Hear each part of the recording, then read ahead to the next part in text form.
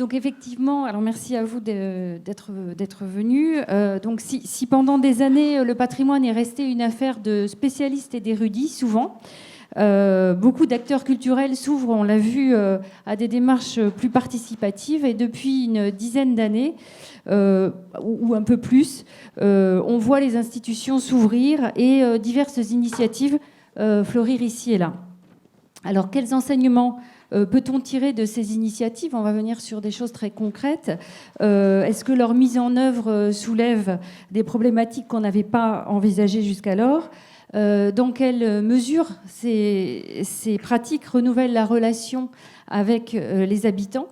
Et donc de la Normandie à la Lorraine et de Marseille à la Vendée, nos intervenants vont partager leur expérience et nous donner un aperçu de la diversité des formes d'implication que peut prendre ces coproductions d'offres culturelles, mais aussi d'en souligner les forces et les limites. Alors, Sylvain Amic, vous allez commencer. Vous êtes directeur de la Réunion des musées métropolitains Rouen-Normandie, qui rassemble 11 musées. Vous êtes historien d'art, commissaire de nombreuses expositions, et vous avez fait figure de pionnier dans la profession en mettant en œuvre un certain nombre d'actions avec des formats innovants qui donnaient toute la place aux habitants. Alors, qu'est-ce qui vous a amené, qu'est-ce qui vous a conduit à vous engager sur cette voie qui était peut-être un peu périlleuse à l'époque, et quels sont les enseignements que vous en avez tirés ? Merci, très, très content d'être ici avec nos collègues de Lillebonne et ce beau projet que nous portons avec eux, et aussi avec vous et avec Richard Dagorn, qui est un collègue que j'aime beaucoup et qui conduit un projet de longue haleine à Nancy, et je pense que ça sera très instructif de dialoguer. Ce qui nous a conduit vers cette nécessité d'ouverture, bien, j'ai envie de dire, c'est tout simplement l'observation de l'évolution des statistiques et des politiques culturelles ces 30 dernières années. Je viens d'un musée où j'ai beaucoup travaillé, à Montpellier, qui était le musée Fabre, où nous étions complètement, si vous voulez, investis dans l'idée du musée de demain, du musée attractif, du musée développant une activité économique, du musée capitalisant des flux de fréquentation majeurs.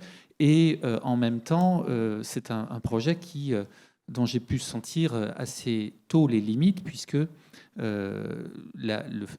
l'activité du musée était tout entier tournée vers la programmation d'expositions temporaires, l'une chassant l'autre. L'arrivée à Rouen m'a plongé dans une situation assez vertigineuse, puisque Rouen, c'est un patrimoine extrêmement riche, de très nombreux musées, des musées de beaux-arts, des musées d'antiquité, des musées qui ont une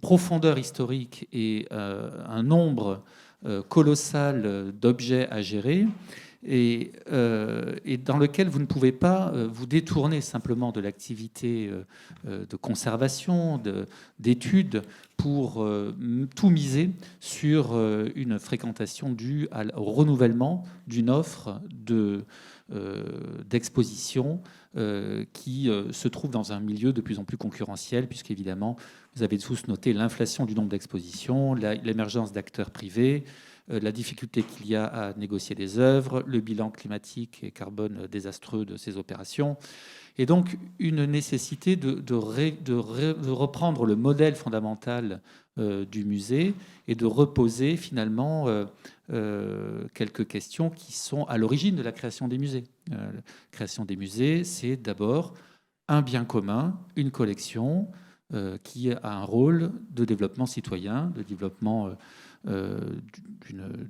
par l'appropriation, d'une élévation continue de la société dans ses capacités à faire, à créer, à innover, à inventer. Donc ce constat que j'ai fait en arrivant à Rouen, c'était celui de musées éclatés, 11 musées désormais à la Réunion des musées métropolitains, mais à l'époque, il n'y a pas de Réunion des musées métropolitains, il n'y a que des musées qui travaillent chacun pour soi, qui sont, si vous voulez, tous confrontés à des problématiques structurelles, de bâtiments, d'équipes, etc., et qui ne collaborent pas entre eux, et qui ont une offre qui est essentiellement, pour ceux qui émergent, comme le Musée des Beaux-Arts, qui est une offre qui est très tirée vers l'événementiel et vers l'attractivité. Or, il y a un bassin de population très important, 500 000 habitants, des musées qui ont été stratifiés par le temps et qui donc racontent une histoire. Donc le premier projet, ça a été effectivement cette réunion de musées qui permet de rassembler ces établissements dans un outil commun, de mutualiser des fonctions support et de reconstruire un horizon de développement pour les petits comme les grands établissements. Parce que tout ce qui a été narré à la table ronde précédente, c'est évidemment tout un ensemble, toute une gamme finalement de propositions que les musées reprennent ou pas à leur compte, mais c'est encore plus facile quand on n'a pas de collection. Et ça, René Binette l'a bien dit, c'est drôlement chouette au Québec. On n'a pas toutes ces collections invraisemblables que vous traînez en Europe, et donc on peut inventer plein de choses. Et ben, alors, le problème, nous, c'est qu'on a des collections et que c'est un poids pour la collectivité. Le patrimoine est un héritage très lourd à porter. On peut même parfois se demander si c'est légitime de continuer à le porter. Ces grands édifices, ces grandes collections, est-ce que la société d'aujourd'hui en a besoin? Est-ce qu'on a besoin de mobiliser des crédits vraiment importants, au-delà parfois du raisonnable, pour le sauvegarder? Donc notre légitimité, il faut la reconstruire. Donc d'abord, ordonner ce capital muséal, le rendre accessible tout simplement par la gratuité d'accès aux collections. C'est un totem qui est souvent l'objet de grands débats en France. Écoutez, moi j'invite tous ceux qui débattent encore de cette question-là à regarder combien de gens payent dans les musées et quelles sont les recettes et combien de temps on consacre à percevoir des recettes. C'est très faible. Voilà, c'est très faible. Il y a 55% de personnes qui ne payent pas leur entrée au musée. Et pour les pourcentages restants, il y a plein de dégressivité. Et à la fin, vous avez des recettes. Pour les 11 musées métropolitains, c'était l'entrée pour les collections, 250 000 €. Alors voilà, j'ai un président de métropole qui a dit je donnerai un petit peu moins au basket. C'est pas très grave. Bon, mais le basket, je pense, se porte bien quand même, heureusement. Et en tout cas, l'entrée des musées est gratuite. Deuxième chose, l'accessibilité, c'est la perméabilité avec la ville. Donc, créer les conditions de cette perméabilité, c'est-à-dire piétoniser les abords des musées, les rendre agréables, ce qui est fait désormais à Rouen avec le quartier des musées. Vous avez des squares qui sont ouverts, il y a des gens qui pique-niquent, le musée est juste devant, l'entrée est gratuite. Bon, c'est un tout petit peu plus facile quand même de lever ces tabous et ces barrières-là. Vous avez parlé d'associations, en effet. Alors, j'aime beaucoup l'école du Louvre. Je l'adore. C'est elle qui avait le monopole des conférences au musée des Beaux-Arts quand je suis arrivé. Bon, eh bien, ils ont fait des conférences ailleurs. On a confié la question des conférences aux associations qui portent, qui sont très nombreuses autour des musées. Et alors, on a vu exploser et le nombre de conférences, et le nombre de participants, et le nombre de conférenciers. Et cette activité, elle est, vous voyez, aujourd'hui quasiment déléguée, avec évidemment une grande porosité et beaucoup d'échanges entre nous et les associations. Mais il y a un volume d'activités dans ces auditoriums qui sont souvent sous-employés, ces ateliers, ces auditoriums qui sont dans nos structures culturelles, qui demandent à être plus employés. Aujourd'hui, ils fonctionnent à plein régime grâce aux associations qui les ont investis et qui, par ailleurs, perçoivent des recettes pour leur activité et ensuite font des dons au musée en termes d'acquisition. Ensuite, c'est comment associer un peu plus la population dans les choix que nous opérons. Moi, je suis assez frappé de la confiance que vous nous faites, à nous, conservateurs, conservatrices, la délégation que vous nous faites dans le pouvoir de créer des accrochages, de créer des expositions. Vous nous faites une grande confiance et vous nous demandez assez peu de comptes. Alors effectivement, on est diplômé, on a des processus académiques qui nous qualifient, mais il y a quand même, je trouve, un feedback qui est effectivement assez faible. Alors, en effet, les focus group, en effet, les échanges, les études de public, c'est très important, mais il faut aussi être en capacité de repositionner le musée sous une forme moins descendante. Donc, effectivement, la création de la Chambre des visiteurs, qui a inspiré Pont-Aven, je le dis à Laure Pressac, et j'en suis ravi, et qui a inspiré de très nombreux musées, c'est-à-dire déléguer le choix des objets que nous allons exposer à des kidam qui peuvent exprimer leur choix à travers une plateforme de vote. Bon, ça fait 6 ans. Désormais, ça touche pas simplement le musée des Beaux-Arts, mais l'ensemble des musées. Et chaque année, les objets sortent des réserves grâce à un vote et sont exposés. Les objets sont exposés ensuite. Nous créons ensuite l'exposition physique. Autre chose, c'est comment discuter de nos politiques muséales. Est-ce que c'est ici en colloque entre professionnels ou est-ce qu'on peut faire autrement? Donc, création d'un autre format qui s'appelle l'Argument de Rouen, le prochain est le 7 avril, qui a pour objectif de nous mettre en balance avec les attentes de la société civile. Premier, sur la diversité. Deuxième, sur les biens communs. Troisième, sur la place des femmes. Quatrième, sur les cultures minoritaires. Cinquième, sur l'émancipation ou la domination. Et aujourd'hui, le climat. Donc des questions qui sont au centre des préoccupations contemporaines, qui sont des sujets sur lesquels les musées peuvent être interpellés. Et donc, nous créons ce dispositif où les politiques muséales peuvent être mises en débat. Et ensuite, c'est comment aller plus loin. Et aujourd'hui, je crois qu'on en est là, parce que tout ce qui a été décrit dans la précédente table ronde, encore une fois, c'est une gamme d'outils qui est largement aujourd'hui partagée. Et on le fait dans les musées de Rouen, on le fait ailleurs, on le fait à Nancy, et c'est formidable. Mais comment aller au-delà? Et là se pose pour moi la question de la gouvernance. La question des, vous voyez, mettre en discussion les choix muséaux, un jour par an, bon, ça va, c'est pas dramatique. Laisser les associations qui sont très sympathiques gérer les conférences, c'est très sympathique. Organiser une grande saison d'art contemporain sous forme d'appel à projet, où là aussi on a quelque chose qui émerge du territoire avec des acteurs locaux qui interviennent en termes de commissariat ou des artistes qui s'engagent dans les musées, c'est intéressant. Mais au fond, on ne change rien dans nos modalités de gouvernance. Et moi, je suis frappé de voir que dans les grands établissements publics, dans les conseils d'administration de musées ou dans la façon dont on gère les musées, le public n'a pas un siège. Il n'est pas invité. Il n'y a pas des représentants qui participent. Pour moi, c'est le prochain horizon. Et c'est ce qu'on souhaite faire avec le projet Beauvoisine, qui est un projet ambitieux, financé à hauteur de 66 millions par la collectivité, l'État, etc. etc. Bon, comment ce musée peut servir de plateforme, et c'était un mot qui était dans l'enquête qui a été dans le rapport sur les musées du XXIe siècle, un musée plateforme, un musée avec un terme jargonneux qui a été brocardé, mais je trouve intéressant quand même, plateau de potentialité, c'est-à-dire qu'est-ce qu'on peut faire avec un musée dans un territoire.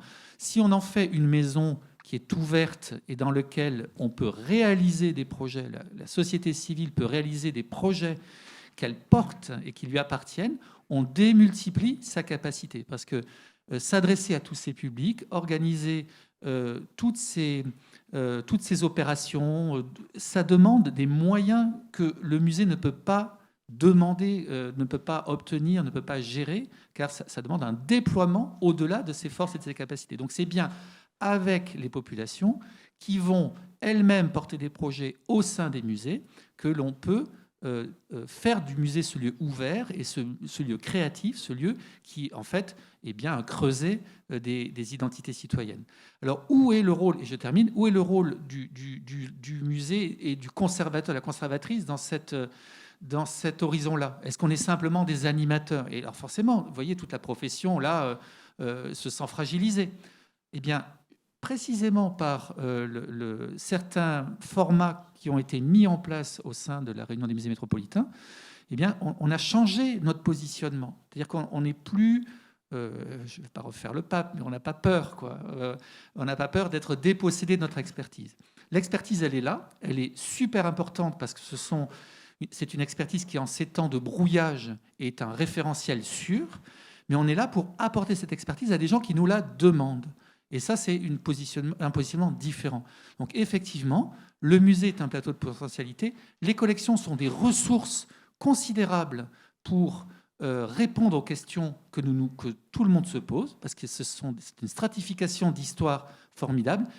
Il y a des questions d'identité, ça a été posé, qui peuvent émerger et qui sont complexes à traiter. Donc on a besoin d'une expertise très forte, et cette expertise, on la trouve dans les professionnels de musée. Donc voilà, une position d'ouverture, une position d'expertise conjuguée au service d'une construction, d'une citoyenneté active. Merci beaucoup, Sylvain, pour cette intervention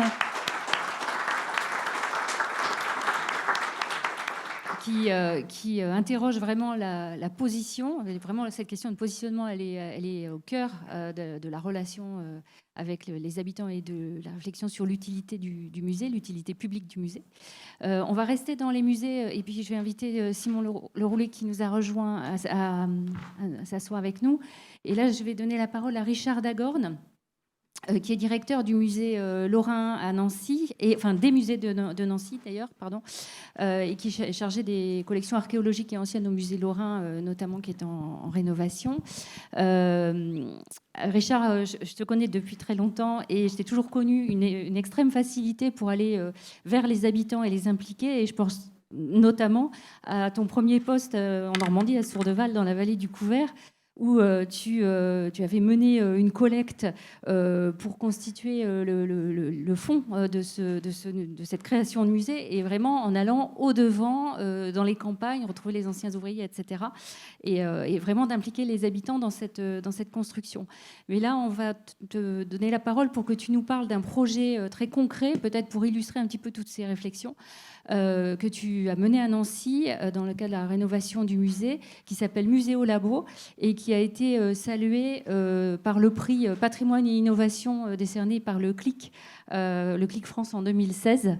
Et donc de manière extrêmement concrète, est-ce que tu peux nous raconter cette histoire ? Bonjour à tous, merci pour l'invitation. Effectivement, je pense que je vais rentrer dans quelque chose qui va être beaucoup plus concret. Enfin, je veux dire, évidemment, je partage une grande partie des points qui ont été développés par Sylvain. Évidemment, aujourd'hui, la participation, elle est partout dans les musées. Elle est à l'ordre du jour des nouvelles municipalités qui, pour certaines, ont été élues en 2020. D'autres avaient fait le choix de venir à la participation avant.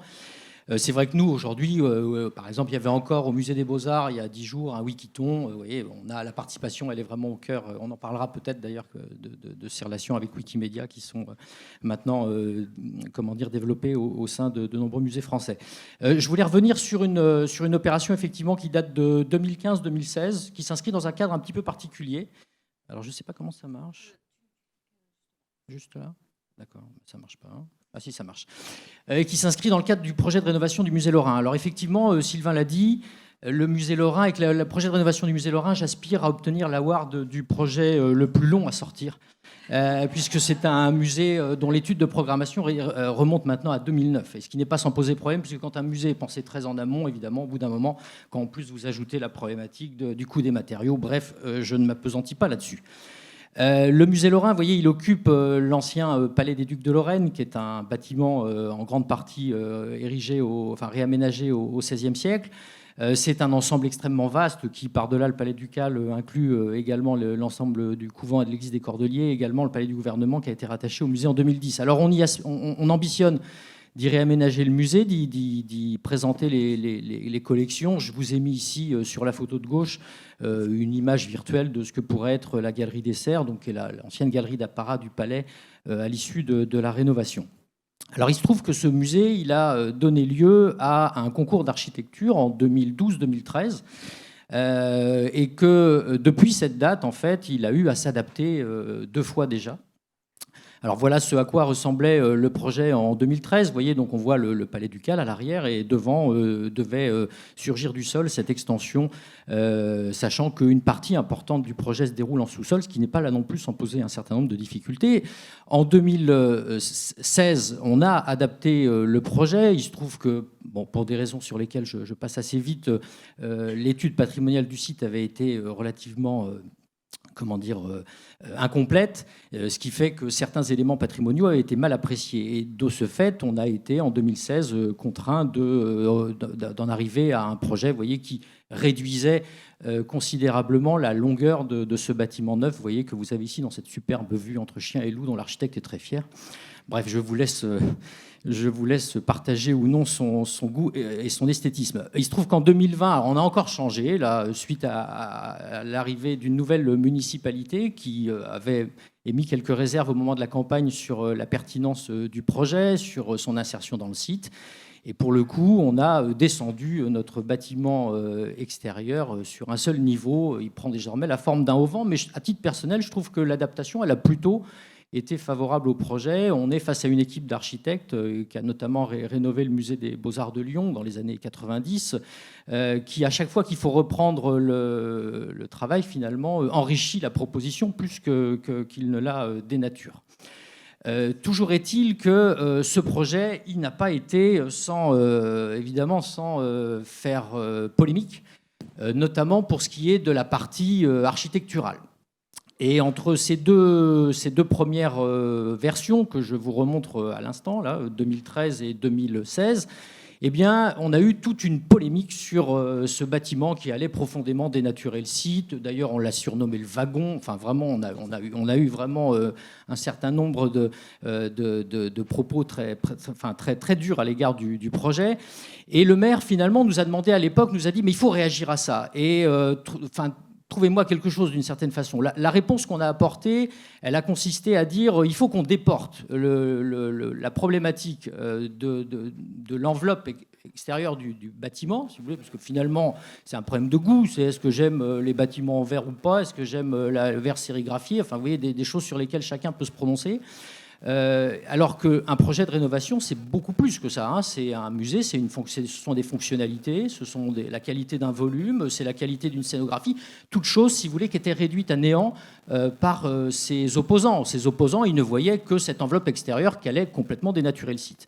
Et le choix qu'on a fait à ce moment-là, ça a été de mettre en place des ateliers participatifs qu'on a intitulé les musées au labo et qui ont convié les habitants en fait à venir échanger, mais à venir échanger non pas sur l'architecture, ça, si vous voulez, chacun a ses goûts, mais sur les usages du musée. C'était ça qui nous semblait fondamental. En l'occurrence, qu'est-ce que vous attendez du musée une fois qu'il aura été rénové? Alors évidemment, on raisonnait un petit peu à la marge, puisque le projet ayant déjà été, le concours ayant déjà eu lieu, il était évident qu'on allait parvenir sur des aménagements de fond. Pour autant, la démarche, elle a vraiment été, de notre point de vue, tout à fait fructueuse.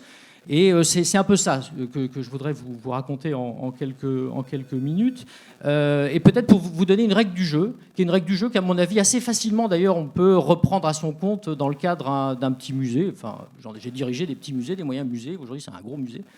Mais je sais que c'est le genre d'atelier, si vous voulez, qu'on peut tout à fait imaginer dans le cadre d'un projet plus modeste. La règle du jeu, elle consistait déjà à fonctionner par petits groupes. On n'avait pas pour ambition d'attirer 350 personnes au musée. De toute façon, on n'aurait pas été en capacité de les faire travailler ensemble. On a constitué à chaque fois des groupes d'une douzaine de personnes, vous voyez, dont l'animation était assurée par... Là, vous avez la responsable du service des publics de l'époque, mais les conservateurs. Et là, je rejoins complètement Sylvain sur le fait que dans un profil de conservateur aujourd'hui, non seulement la médiation est importante, mais la participation aussi est importante. Ça veut dire, si vous voulez, qu'il faut qu'on sache effectivement remettre en cause sa propre autorité sur des domaines qui ne sont pas simplement l'histoire de l'art. Donc parmi ces règles du jeu, on avait la séance, elle démarrait par une question toute bête qu'on posait. Voilà, on est en 2023. Alors à l'époque, on pensait ouvrir le musée en 2023. Aujourd'hui, on est en 2029. Qu'est-ce que vous imaginez comme étant des choses indispensables que vous trouverez quand le musée rouvrira? Alors on avait travaillé avec le responsable qualité de la ville qui nous avait conseillé d'utiliser la méthode du post-it. Donc tous les participants avec 3 post-it, et il fallait qu'ils nous fassent une réponse qui soit une réponse forcément extrêmement précise. Donc c'est l'intérêt de ce genre d'atelier, vous voyez, c'est pas de gloser pendant des heures avec le même qui va de toute façon, qui a une forte personnalité, donc qui va parler devant les autres. C'était que chacun puisse faire ces 3 propositions qui ensuite étaient évidemment classées, analysées, puis on revenait dans un deuxième tour sur ces propositions. Une chose aussi importante dans ces règles du jeu, la place de l'élu. On a volontairement proposé au maire, on a fait la note qui va bien, en lui demandant que les élus soient en retrait. L'adjointe à la participation, dont la place aurait été naturelle dans les ateliers, peut-être même pour les ouvrir, vous voyez, elle était absente. On était vraiment sur une dimension dont l'élu était relativement éloigné, mais en accord, là encore, avec le maire. Et puis, ce qui me semble important, c'est effectivement de souligner le relais des associations. Alors, le relais des associations, qu'on n'a pas eu tant sur les problèmes, enfin sur les thématiques, le musée en famille, mais qu'on a eu par exemple sur le musée accessible, où là, pour le coup, on a travaillé avec le CCAS de façon à ce que les participants soient des personnes qui soient en mesure, qui étaient concernées évidemment par cette notion de handicap qui se retrouvait au cœur de l'atelier sur le musée accessible. On a également travaillé sur, sur la cible jeune, on va dire. Alors là, on était plutôt face à un public étudiant. Et puis, on a également travaillé sur le numérique. Là, on a en fait invité, à la faveur d'une exposition dans laquelle se déployait un certain nombre de dispositifs numériques, aux participants au musée au labo de venir tester.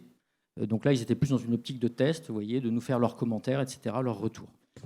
Au final, l'opération, elle nous a relativement... Elle a été à chaque fois très fructueuse. Enfin, vraiment, c'était des choses... Finalement, c'est des choses toutes bêtes, si vous voulez. Mais ce qui se passe, c'est que dans un projet de rénovation, on pense souvent les choses... Enfin, comment dire, la problématique, vous voyez, de l'aménagement muséographique, il est pensé très tôt. Mais pour autant, tout ce qui va relever de la position du cartel ou de l'accessibilité d'un fauteuil roulant, c'est finalement des choses qui sont pensées très tard, voire pas du tout. Et finalement, là, on se prémunissait contre le fait d'y penser trop tardivement. Assez naturellement, cette démarche, elle nous a amené à aller vers une consultation publique au moment où, entre 2013 et 2016, il a fallu adapter le projet. Pour ceci, on a donc mis en place une exposition qui présentait les deux maquettes qui était mise au vote, si vous voulez, puisqu'on avait en fait une double possibilité d'adaptation du projet. Les conservateurs se sont à l'époque très investis dans la médiation. Et donc, vous voyez, cette opération, cette exposition, elle était siglée aux couleurs des musées au labo. Et on a abouti à un vote qui nous a permis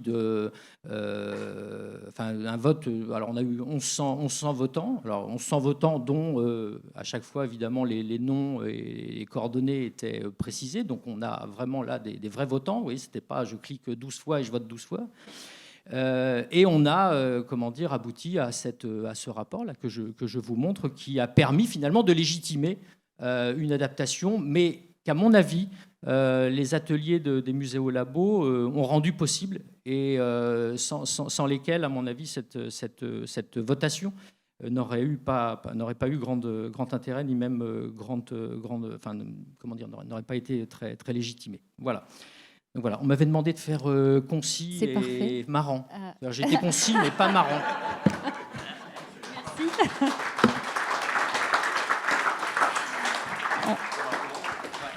C'est un peu frustrant parce qu'on aurait envie de poser plein de questions, mais on va le faire à la suite des 4 interventions. Donc je vais tout de suite enchaîner. Merci beaucoup, Richard. Et on va enchaîner. On va sortir du domaine purement des musées, même si en fait vous travaillez pour le MUSEM, mais vous êtes post-doctorant avant tout et chercheur en socio-anthropologie, et vous travaillez actuellement aux côtés d'Aude Forlot, responsable du département de la recherche au MUSEM. Et le patrimoine, c'est pas seulement les objets, c'est aussi la mémoire collective. Et donc, vous travaillez sur la collecte participative qui a été lancée et qui s'appelle Au temps du confinement. Donc, cette mémoire du confinement qui donne lieu en ce moment à une exposition qui s'appelle Psychodémie et qui dure jusqu'à demain. Donc, si certains veulent y aller, ça va être très court. À Marseille. Voilà. Donc, est-ce que vous pouvez nous raconter comment cette mobilisation s'est faite et au service de cette mémoire collective ? Oui, alors tout à fait. Moi, je vais décaler un peu le regard. Je travaille avec le MUSEM en fait sur cette collecte-là. J'ai été recruté comme postdoctorant pour l'analyser, mais du coup, j'appartiens pas du tout au monde des musées, du patrimoine. Mais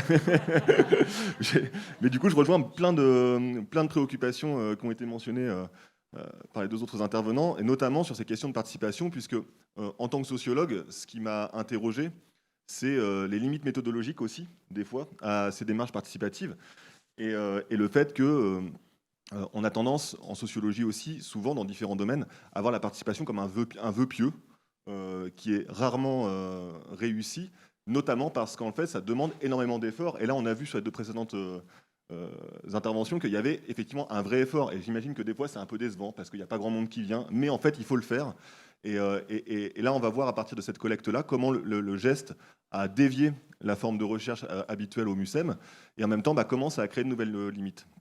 Alors, cette collecte, elle a été lancée pendant le... Ouais. Ça n'a pas l'air de... Si, c'est bon.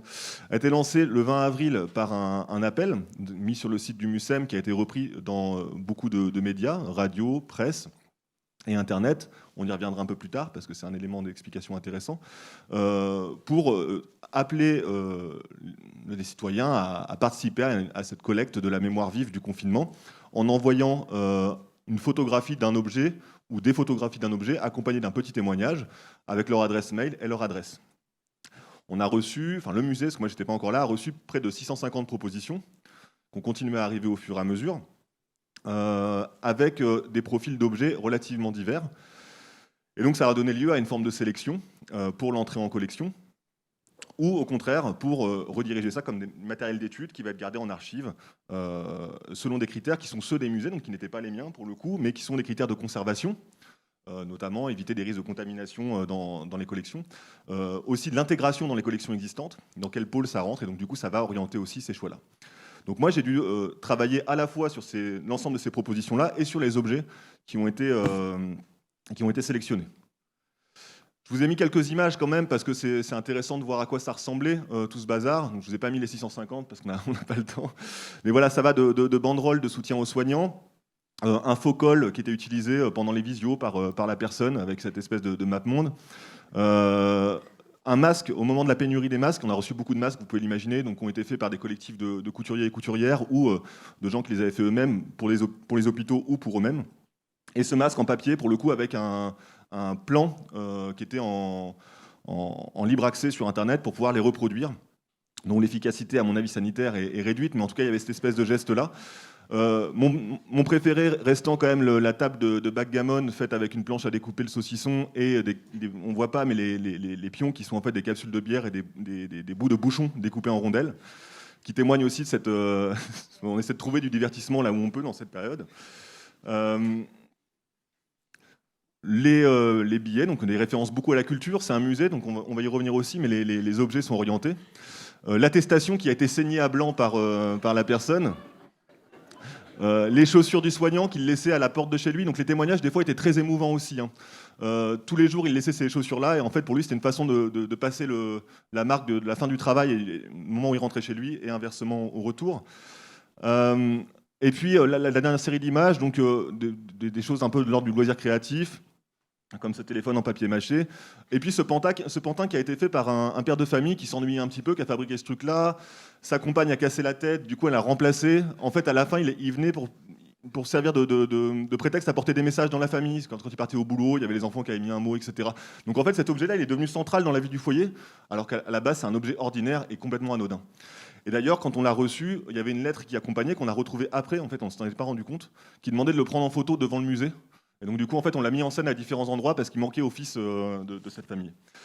Bref, on a aussi eu, il faut quand même le dire, vu que c'est un musée, beaucoup de propositions à motif artistique de personnes qui essaient de prendre cette collecte-là aussi comme un prétexte pour pouvoir être exposées. Donc ça pose aussi d'autres questions dans les sélections. Voilà.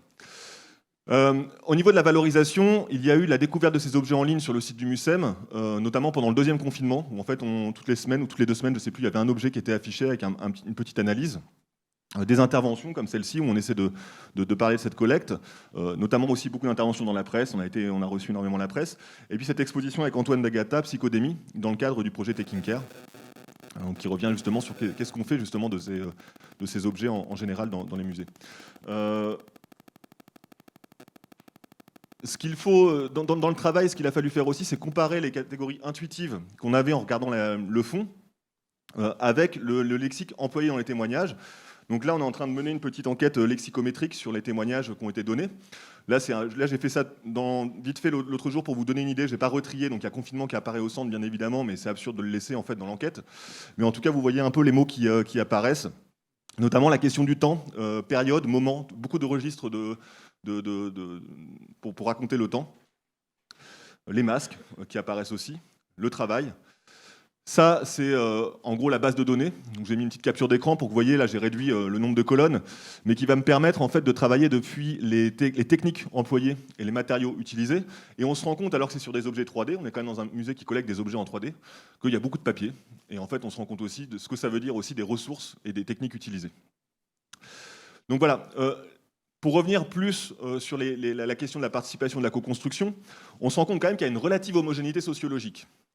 Alors comment on s'en rend compte? C'est qu'on le sait, les musées ne sont pas fréquentés de la même manière par toutes les populations, que les canaux employés pour diffuser l'appel en fait, sont passés par des radios, comme France Inter et France Culture, par des journaux, La Croix, Libération, Le Monde, etc., etc. Donc forcément par des publics aussi. Les publics qui ont accès sont les publics habituels du musée.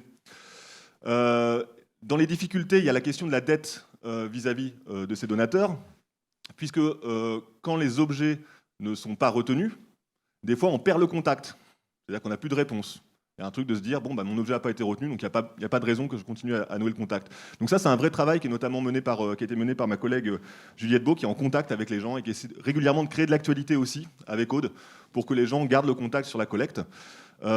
Et cette question de la dette symbolique, elle est d'autant plus intéressante que, à l'inverse, si on va vers des publics plutôt de classe populaire, en fait, le contre-don, pour eux, c'est pas l'exposition dans le musée. Parce que quelque part, c'est pas leur univers. Alors que vers des classes supérieures, le fait que ça soit retenu et que ça apparaisse dans un musée, ça suffit, quelque part, à réparer cette dette. Donc ça, c'est des choses assez intéressantes, mais du coup, cette approche anthropologique, elle nécessitait aussi une objectivation sociologique. Donc je vous ai parlé tout à l'heure de cette relative homogénéité des profils, mais il y a une enquête par questionnaire menée par l'ANR Archicovid, à laquelle on participe, qui donne, là c'est les premiers résultats du questionnaire du musée, que je vous ai mis pour qu'on se rende compte assez rapidement, même si l'enquête n'est pas terminée, qu'on a une grosse majorité de donateurs qui sont Bac+4 ou 5 minimum, une surreprésentation, comme vous pouvez le voir ici, c'est des cadres, professions libérales, chefs d'entreprise, qui sont largement au-dessus du lot. Beaucoup de personnes, parce que ça c'est une question, la question spatiale du confinement, elle est importante aussi.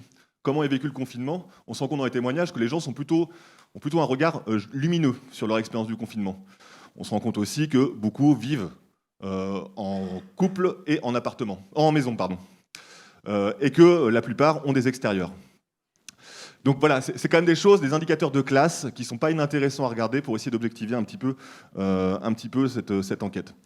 Pour autant, ça n'enlève pas la valeur à l'enquête et ça oblige à réfléchir à qui participe et à comment inclure. Et dans les quelques pistes que je voulais proposer, en fait, elles ont déjà été dites.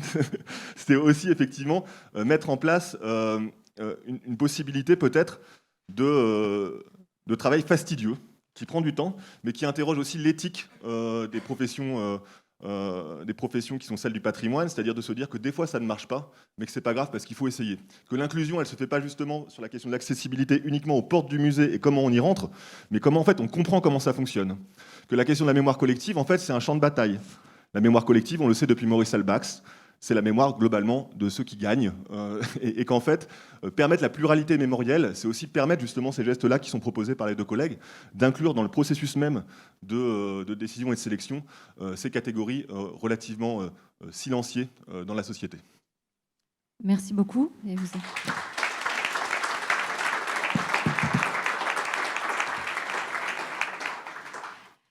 On va continuer à distance avec le patrimoine architectural et historique en donnant la parole à David Nouaille, qui est directeur général adjoint du Puy du Fou et qui malheureusement n'a pas pu nous rejoindre physiquement aujourd'hui, mais nous parlera depuis la Vendée, et qui est tout à fait bien placé pour intervenir dans ce colloque parce qu'aujourd'hui, effectivement, il travaille au Puy du Fou en tant que directeur général adjoint, mais sa première relation, c'est une relation en tant qu'habitant voisin du Puy du Fou, puisque il a commencé à l'âge de 6 ans en tant qu'acteur bénévole, puis cavalier dans la cinécénie du Puy du Fou, et donc il s'est investi avec sa maman parmi les habitants qui font vivre ce lieu depuis maintenant plus de 20 ans, je crois.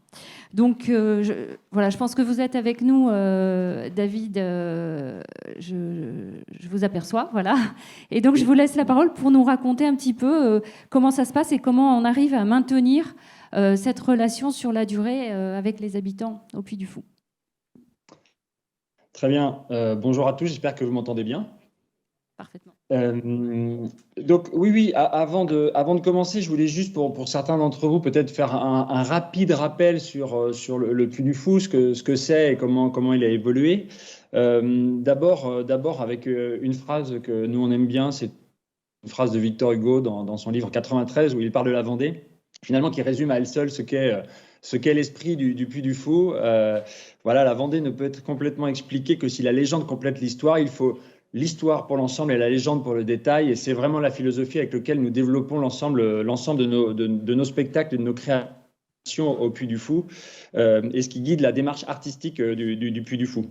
Le Puy du Fou, sa vocation, c'est de raconter des histoires inspirées de la grande histoire, bien entendu qui sont romancées, comme le cinéma le fait, comme les artistes le font, comme un peintre le ferait, comme un auteur de romans le ferait également, sauf que nous le faisons à travers de grandes fresques historiques, de grands spectacles historiques qui ont débuté maintenant il y a 45 ans. Un petit rappel historique également sur comment a évolué le Puy du Fou. Le Puy du Fou, d'abord, va fêter ses 45 ans cette année. Il est né sous la forme d'un grand spectacle nocturne, la Cinécénie, qui est né avec des bénévoles et qui a donné naissance 10 ans plus tard à un parc, le parc du Puy du Fou, le grand parc du Puy du Fou, qui propose un voyage dans le temps. Je reviendrai tout à l'heure justement sur la genèse de la cinécénie parce que je pense que c'est un peu l'enjeu de nos échanges aujourd'hui et c'est vraiment ce qui forge l'âme du Puy du Fou. Donc on en reparlera. Je pourrais vous parler de mon expérience personnelle si vous le souhaitez. Nous avons en fait un grand principe créatif. Ce sont des grands spectacles sur le thème de l'histoire avec beaucoup d'effets spéciaux, des spectacles immersifs également. Tout ça dans un environnement naturel, c'est très important. Tout ça est intégré dans la nature. Les allées sont en terre battue et on préserve la forêt dans laquelle est intégré le Puy du Fou. Et le voyage n'est pas seulement à travers les spectacles, il se fait aussi maintenant à travers des hôtels, puisque nous avons 6 hôtels à thème, des villages également qui sont reconstitués avec des matériaux authentiques et le plus de réalisme possible, des artisans d'art également qui font vivre ces villages, et puis bien entendu, le voyage dans le temps, il se poursuit également dans l'assiette. La suite logique du développement du Puy du Fou, c'était de partir à la conquête du monde parce qu'on s'est dit finalement ce modèle qui existait en France, des opérateurs du monde entier sont venus le découvrir, ils se sont dit est-ce qu'on ne pourrait pas faire des choses équivalentes sur notre pays, sur notre région, sur notre ville. Et donc, on a eu des premières expériences à l'international. Les 2 premières, donc en Hollande, dans un parc hollandais qui s'appelle Efteling, qui est le 3e plus grand parc européen, avec 4 200 000 visiteurs. Donc, ils nous ont confié un spectacle au sein de leur parc qui est totalement en marque blanche. Et puis, spectacle que nous avons créé dans le nord de l'Angleterre, mais ça ne nous a pas suffi parce que là on était conseillés et donc on s'est lancé dans l'expérience internationale et c'est comme ça qu'est né Puy du Fou España. Donc en 2019 nous avons créé Puy du Fou España avec un grand spectacle nocturne. On pourra parler également rapidement de la manière dont on a essayé d'emporter aussi les gens de la région avec nous pour créer ce spectacle parce que c'est pas facile quand on est français d'arriver dans un pays et dire on va vous raconter votre histoire même si c'est d'une manière artistique. Donc il a fallu aussi qu'on emmène les Espagnols, les dents avec nous. Donc la première expérience, le Puy du Fou España, avec un grand spectacle nocturne et puis un parc qui a ouvert l'année dernière et qui a ouvert pour sa 2e saison le week-end dernier. Et également en Asie, où nous travaillons, nous avons une équipe d'une centaine de personnes qui sont basées à Shanghai et qui travaillent sur le développement du concept du Puy du Fou et notamment la création d'un grand spectacle immersif qui verra le jour au cours de l'année 2022. Voilà.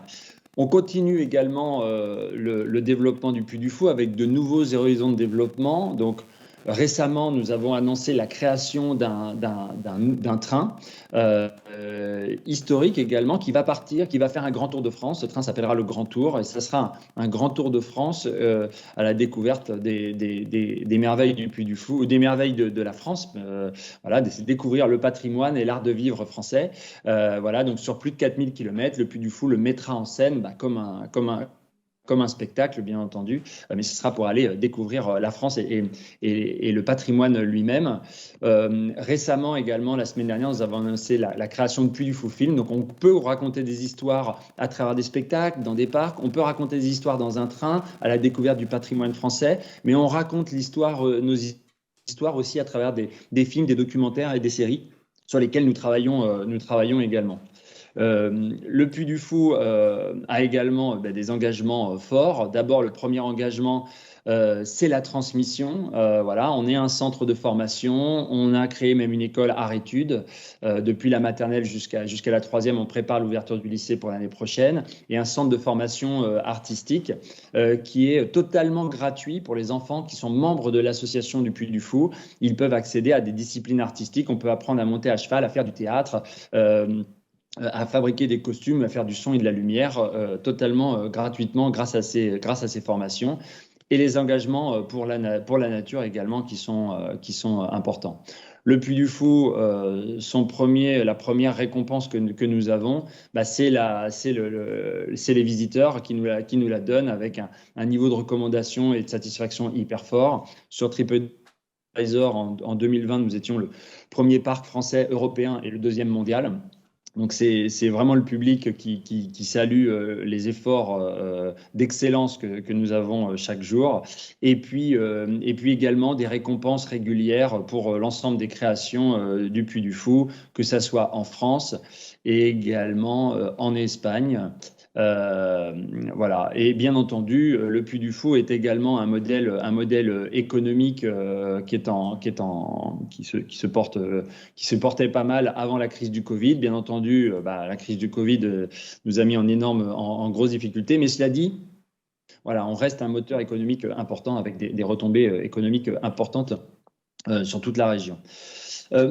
Juste pour revenir sur la genèse du Puy du Fou, donc, et nous appuyer effectivement sur la manière dont on peut effectivement coproduire et intégrer les habitants dans un projet. Le Puy du Fou en est vraiment l'exemple. C'est vrai que quand on regarde le Puy du Fou aujourd'hui, on a l'impression que ça peut être une grande machine touristique, mais en fait, le cœur du Puy du Fou, il bat dans la cinécénie et dans l'association. Le Puy du Fou est une association loi 1901 à but non lucratif qui a été créée il y a 45 ans pour créer un grand spectacle nocturne qui s'appelle la cinécénie. Il y avait 600 bénévoles la première année. Aujourd'hui, on en a près de 4400. Ces bénévoles sont originaires de la région. Alors, ils habitent de moins en moins près. On a des sollicitations de gens qui viennent de plus en plus loin pour devenir membre de l'association. Il y a des listes d'attente pour devenir bénévole à la cinécénie, puisqu'il faut en moyenne attendre 2-3 ans avant de pouvoir intégrer l'association du Puy du Fou. Parce qu'on on veut pas faire grandir l'association pour la faire grandir, on veut que chacun ait un rôle et qu'il se sente utile pour faire grandir cette œuvre. Donc c'est vrai que dès le départ, un des enjeux, c'était de pouvoir embarquer avec nous l'ensemble des habitants, parce que quand on est perdu dans la Vendée, qu'on est sans expérience, qu'on n'a pas d'argent, pas de techniciens et qu'on est loin de tous les centres culturels, créer un spectacle comme celui-ci, c'était pas évident. Et sans le soutien de l'ensemble de la région, jamais ça n'aurait été possible. Et donc ça a été vraiment d'abord un travail pour convaincre ces bénévoles, et puis ensuite pour créer vraiment une famille qui fait qu'aujourd'hui, 45 ans plus tard, le bénévolat dure et il a permis d'ailleurs de créer des emplois, de créer une entreprise et de faire du Puy du Fou ce qu'il est aujourd'hui. Mais l'âme du Puy du Fou, aujourd'hui, elle résonne à travers ces bénévoles, à travers l'âme de l'association qui guide à deux égards. D'abord parce qu'on garde cet esprit de bonne volonté qui est le sens même du bénévolat. Et même les gens qui y travaillent aujourd'hui on essaye de vraiment garder cet esprit-là, de sorte qu'un visiteur quand il vient au Puy du Fou, il ne fait pas de distinction entre le spectacle de la ciné-scénique qui est présenté par des bénévoles sur scène, mais également dans les services d'accueil, et les gens sur le parc qui sont, eux, des professionnels. On trouve le même enthousiasme dans les deux équipes, mais on trouve également le même professionnalisme qui nous permet d'atteindre ce niveau de satisfaction pour les visiteurs. Et puis aussi le modèle économique, parce que on a veillé à ce que justement, étant donné que l'aventure du Puy du Fou est présidée par une association loi 1901, il n'y a pas de remontée de dividendes et l'ensemble de l'argent est réinvesti en totalité. Et donc ça change beaucoup sur l'état d'esprit, sur la manière dont les gens appréhendent le Puy du Fou. Les gens de la région savent aussi que c'est une entreprise privée et qui contribue aussi au rayonnement d'un territoire, au rayonnement d'une région. C'est aussi une fierté pour les gens qui y participent, mais même pour les gens qui vivent à proximité du Puy du Fou, de savoir que finalement, il y a un fleuron français qui est né ici, de l'enthousiasme de centaines de personnes il y a maintenant 45 ans. Et donc voilà, c'est la manière dont on travaille aussi et dont on continue à entretenir ce lien avec toutes les personnes qui habitent autour et qui bénéficient aussi d'une certaine manière, qui nous aident à faire grandir le Puy du Fou et qui bénéficient également des retombées que le Puy du Fou peut générer. Comme on le soulignait en introduction, je suis moi-même bénévole. Beaucoup des gens qui travaillent au Puy du Fou ont débuté comme étant bénévoles. Moi, j'ai débuté quand j'avais 7 ans dans l'aventure. Et c'est vrai que je suis tombé dans la marmite quand j'étais petit, en faisant un clin d'œil à nos collègues du parc Astérix. Et c'est vrai que ça donne à cette aventure et à mon engagement personnel un sens tout à fait particulier. Et si j'étais une exception, je pourrais raconter mon histoire comme quelque chose d'un peu surprenant, mais finalement c'est quelque chose d'assez commun. Et chacun d'entre nous sait que finalement rencontrer le Puy du Fou et avoir eu la chance d'avoir un Puy du Fou proche de chez soi, ça a un peu changé nos trajectoires. Ça a changé une trajectoire professionnelle, personnelle. Ça a changé peut-être certainement la trajectoire de ce coin de Vendée également, de ce coin de France. Et c'est à ça que maintenant, dans laquelle nous investissons le plus notre énergie pour faire en sorte que tous les gens qui vivent à la proximité soient aussi fiers du Puy du Fou, parce que c'est une manière de pouvoir les faire briller également. Merci à vous.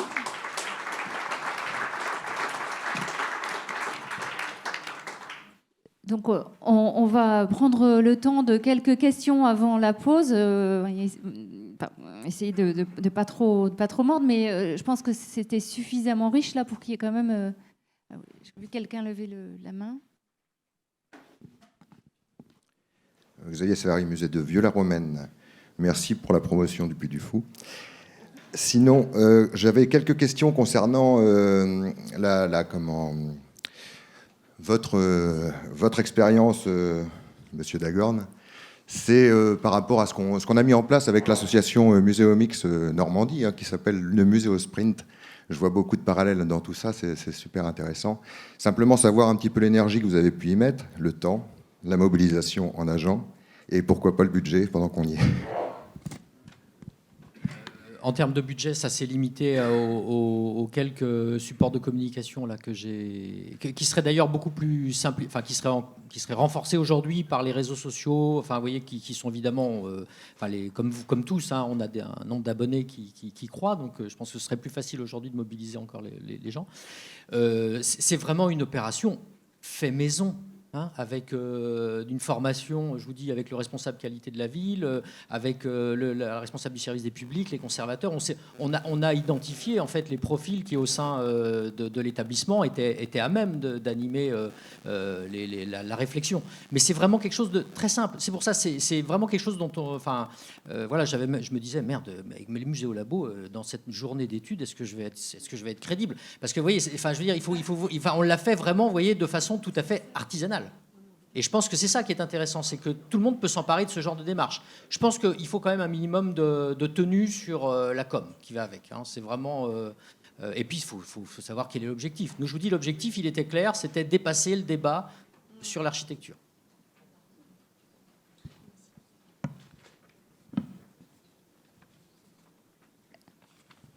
Est-ce que peut-être, Sylvain Amic, vous pourriez compléter avec l'expérience de Chambre des visiteurs, par exemple, et par rapport aux moyens que ça demande, au suivi, parce que en discutant les uns avec les autres, on se rendait compte, effectivement, on peut mener des actions à peu de moyens, mais pour les inscrire dans le temps, dans la durée, là, c'est peut-être pas si simple, et ça demande la réorganisation en interne, et ça mobilise les équipes aussi. Oui, chaque situation, évidemment, est différente. En ce qui concerne Musée au Labo ou Musée au Mix, on a des expériences comparables, mais sur des temporalités qui, pour nous, étaient plus courtes, compte tenu du projet qui avançait, et donc ça a été délégué. Et là, il y avait un budget, effectivement, qui s'est monté, je pense, à au moins 30 000 € pour ces ateliers participatifs. Donc, c'est des choses que l'on peut... Je crois que c'est important aussi de se dire que quand on ne peut pas faire, on peut peut-être trouver le budget et déléguer. Et puis parfois, il reste une queue de budget. Alors je regarde Virgile Langlade qui est tout au bout là-bas, parce qui est le grand organisateur de toute cette affaire. Et la Chambre des visiteurs, c'est parti d'une queue de budget. C'est-à-dire il restait 25 000 € sur le budget de la com. Et un désir de créer cette plateforme participative, parce que ça existait. On a parlé du musée de Brooklyn en 2008, mais il y avait Mixed Match Museum aux Pays-Bas, etc. Ça existait depuis longtemps. Rien n'avait été fait en France. Moi, ça me paraissait juste dingue. Et on l'a fait avec, effectivement, un budget de 25 000 €. Aujourd'hui, c'est une organisation qui est interne. Il y a bien sûr un site qu'il faut alimenter. Il y a toujours un petit budget de communication. Mais c'est surtout un moyen de fédérer aussi les 11 musées. Puisque dans 11 musées, vous avez forcément les grands, les petits, les musées de technique, les musées d'histoire, les musées de sciences naturelles, les musées de beaux-arts, etc. Et là, avec un thème transversal, ça permet de faire remonter. Donc le thème de la prochaine Chambre des visiteurs, c'est à poil. Donc venez voir ça pour la nuit des musées. Et vous verrez qu'il y a beaucoup moins de nudité qu'on ne pense, évidemment. Mais du coup, c'est plus une ingénierie interne qui mobilise les équipes. Alors, appel à l'ensemble des responsables de collection, remontez-nous 10, 11, 12, 15 objets sur une thématique, arbitrage, photographie, mise en ligne, organisation du vote, dépouillement des votes, pardon. Dépouillage, il y a pas mal de poux à poil d'ailleurs, pas mal d'histoires de poux. Mais oui, tout à fait.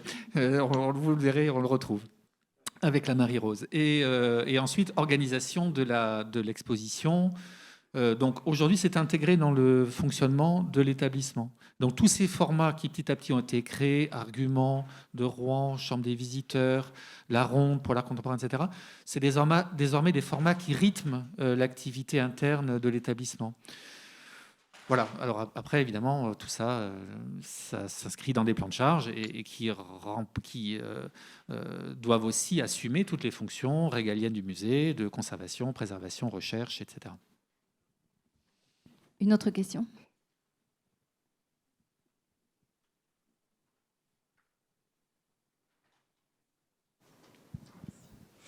Bonjour, monsieur Martin, je suis adjoint au patrimoine de la ville 2, loin là-bas en Normandie.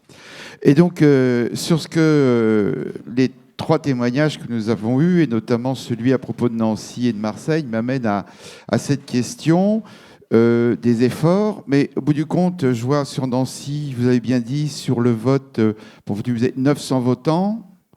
Sur Marseille, vous avez montré un petit peu la sociologie des gens qui répondent.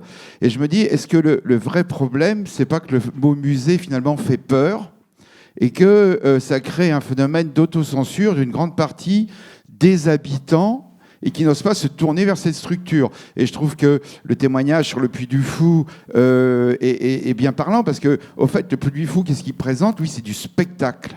C'est pas du musée. Et donc, on est dans des logiques qui sont complètement différentes. Et donc, je me dis, est-ce que finalement, la notion de musée n'est pas associée à des choses dans l'esprit de beaucoup de gens qui font que les gens n'osent pas faire la démarche vers le musée? Vaste question. Je veux bien à la limite commencer sur un truc peut-être moins précis. Je pense que vous pourrez plus... la question elle peut se poser aussi dans l'autre sens, c'est est-ce que les musées ne sont pas des choses qui excluent les gens? C'est-à-dire que si les gens en fait ne s'y retrouvent pas et si ça fait peur, c'est aussi que ça peut être excluant. Et j'ai l'impression que les démarches qui sont proposées, elles visent justement par plus d'inclusivité à ce que ces musées-là apparaissent moins étrangers à certaines catégories de population et plus accessibles. Et à mon avis, c'est plutôt là que quelque chose se joue qu'à travestir le musée. Il y a des spectacles, c'est bien, mais c'est effectivement pas la même chose. C'est pas non plus les mêmes missions. C'est pas non plus les mêmes critères d'objectivité. La personne du Puy du Fou rappelait qu'en fait, il raconte des histoires depuis l'histoire. Je pense qu'il y a quelque chose dans les musées, en tout cas dans la démarche, une fonction de recherche, d'objectivation, en tout cas, qui interroge. Moi, je le poserais plutôt comme ça. Le fait est aussi que, de la même manière que... Enfin, ça a été rappelé tout à l'heure qu'il faut une démarche active aussi de la part des musées. C'est un truc, j'ai l'impression, qui est en train d'émerger énormément dans vos pratiques. Nous, avec la collecte confinement, vu qu'il y a ce manque de représentation des classes populaires, notamment dans une ville comme Marseille, c'est quand même ultra important. L'enquête collecte, enfin la collecte enquête, parce que là il y a eu l'inversion des traditionnelles enquêtes collecte par une collecte enquête, visait aussi à aller interroger l'expérience du confinement dans les quartiers populaires de Marseille, notamment dans le 13 et 14e arrondissement de Marseille, qui sont des quartiers, dans les quartiers nord, et dans le 3e arrondissement de Marseille. Comment, en allant interroger une association, un collectif, qui avait réquisitionné d'anciens travailleurs de McDonald's, qui avait réquisitionné le McDonald's pour mettre en place l'entraide alimentaire de façon totalement illégale dès les premiers jours du confinement, mais qui du coup a drainé énormément de monde. C'était tous les matins, c'était près entre 300 et 600 personnes qui venaient chercher de l'aide alimentaire, là où les banques alimentaires ne fonctionnaient plus. Et donc d'aller voir, en fait, c'était quoi les objets importants dans cette expérience du confinement-là aussi, et quels étaient les objets sociaux qui manquent cruellement en fait dans ces moments-là. Et de la même manière, avec le collectif des habitants du 3e arrondissement, plutôt sur des questions de vie quotidienne, d'accessibilité justement aux services, et notamment aux services des collectivités, qu'est-ce qui manquait. Et donc en fait, avoir cette démarche active vers les publics, c'est aussi une façon... Enfin, il faut aussi y aller de façon humble en se disant que c'est pas parce que pour nous, les musées, ça représente quelque chose d'important, qu'en fait, ça fait partie des représentations importantes pour les gens. Et souvent non, parce que c'est étranger pour eux. Donc en fait, c'est aussi y aller de façon humble en disant, voilà, c'est important pour nous d'avoir votre mémoire, même si pour eux, à ce moment-là, c'est pas important, peut-être que pour les générations d'après, ça le deviendra. Juste, c'est assez désespérant de voir les gens qui viennent quand on fait un atelier participatif. Et même là, vous voyez, la ville de Nancy qui a débloqué un budget de 2 millions sur le budget participatif, les propositions qu'ils ont reçues, c'est les bobos du centre-ville. Oui, c'est celle des bobos du centre-ville, c'est pas les gens qui habitent dans les quartiers défavorisés. Après, je vous ai dit que la participation, nous, c'est la chargée de médiation numérique qui l'a en charge, parce qu'il y a beaucoup de choses qui se passent par le numérique aujourd'hui en matière de participation. Mais à côté de notre chargée de médiation numérique, on a une chargée de médiation du public du champ social. Et il ne faut pas... Vous voyez, ce sont deux politiques, à mon avis, qui sont complémentaires. Il ne faut pas se lamenter forcément parce que ce public du champ social ne vient pas à nos ateliers participatifs. On va chercher à les toucher différemment. Je pense que c'est ça le vrai enjeu. Ce n'est pas de dire qu'il faut absolument que tout le monde vienne, quoi. Je ne pense pas que ce soit pertinent. Oui, quand vous avez effectivement montré les statistiques... C'est exactement les statistiques de l'enquête décennale sur les pratiques culturelles des Français qui a été révélée en 2019 et qui a été pour moi une douche froide et un tremblement de terre. On a 50 ans d'enquête sur les pratiques culturelles des Français, on a 30 ans de démocratisation culturelle, voire plus, et on regarde les catégories socioprofessionnelles, on est revenu au niveau des années 70 sur qui fréquente les établissements culturels. Voilà. Bon, je pense que l'expérience du Puy du Fou, on ne peut pas juste l'ignorer. On ne peut pas juste dire « Ah ben non, nous, ça ne nous intéresse pas ». Je pense que si on fait les catégories socioprofessionnelles des visiteurs du Puy du Fou et des bénévoles, ce n'est pas les CSP+. Voilà, en majorité. Chez nous, c'est le cas. Voilà. Donc on a vraiment un énorme effort à faire d'ouverture. Mais ensuite, notre responsabilité à nous, c'est vrai qu'on a des collections une expertise, ça c'est notre cœur de métier, c'est comment arriver à ce que des choses soient possibles dans ces établissements qui sont aussi fermés par nature, puisqu'on doit protéger des objets et protéger du savoir. C'est pour ça que l'expression qui était dans le rapport Musée 21e siècle, plateau de potentialité, moi je la trouve assez intéressante parce que, juste un exemple, un rappeur nous écrit « J'aimerais tourner un clip au musée ». 15 jours après, il le tourne. 3 semaines après, il est en ligne. Il s'étonne lui-même que ce soit possible. Ben oui, c'est possible. Voilà. Mais ça, c'est possible parce que toute la structure du musée est orientée vers accepter ce type de requête. Parce que sinon, évidemment, ce n'est pas possible. Si vous êtes juste basé sur vos fonctions vitales, vous ne pouvez pas accéder à ce type de requête. Donc, c'est tout ce travail d'ouverture qui a été illustré par tous les exemples qui ont été donnés, ça restructure le musée et ça le rend en capacité d'interagir avec la société civile. Et c'est cette capacité, finalement, de s'investir et de se projeter dans cet établissement qui en fait toujours une chose publique. Sinon, c'est un divertissement pour riches ou pour touristes. Et ça on ne peut pas l'accepter. Excusez-moi, est-ce qu'on m'entend? Oui. Oui, bonjour. Excusez-moi, David Nouaille du Puy du Fou. Oui.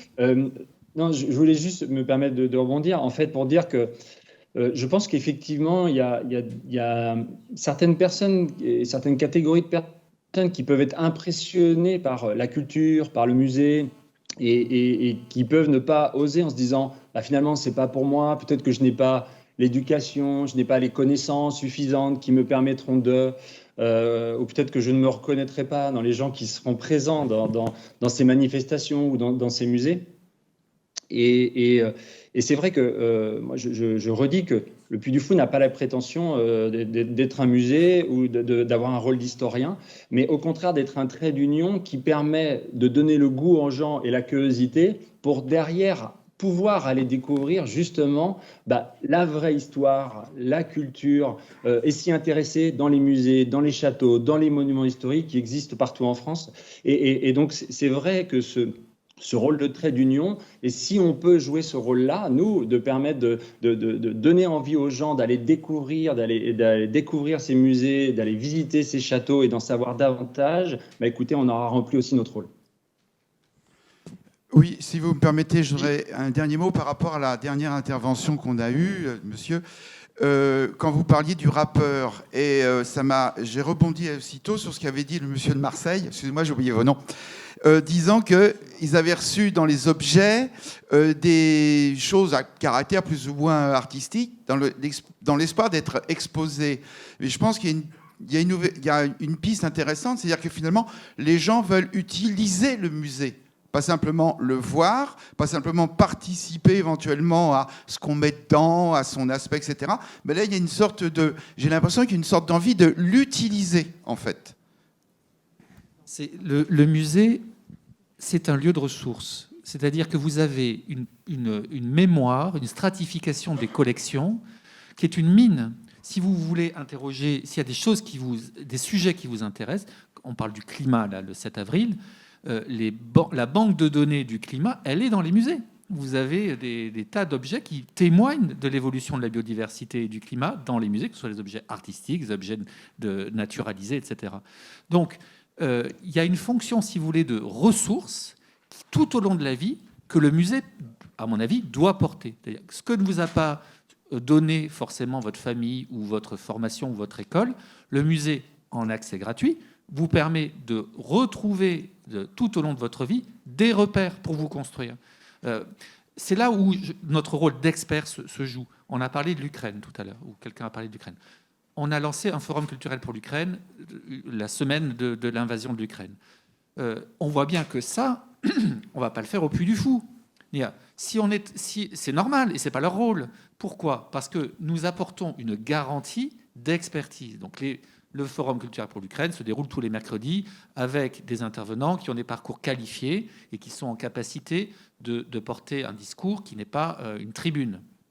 Et en plus, nous approchons cette grande histoire, et cette histoire brûlante, par les objets. Et ce n'est pas une fresque historique, un musée. Ce sont des objets. Et ces objets, ils ne peuvent pas mentir. Ces objets, on peut discuter à propos de ces objets. Ces objets sont des objets transitionnels.